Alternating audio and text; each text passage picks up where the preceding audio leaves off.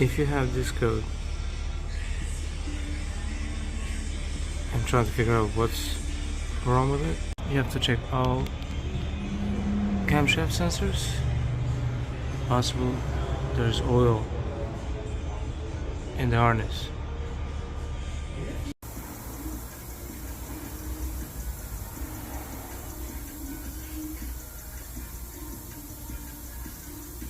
Also need to check the main harness goes to ECM.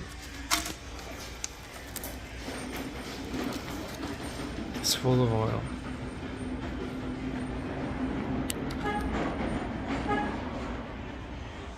This engine needs a harness. Oil goes from that sensor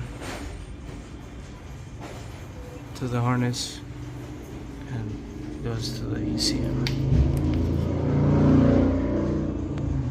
After using some brake cleaner cleaning the harness, there's no codes, but they'll reappear if the harness does not need replaced.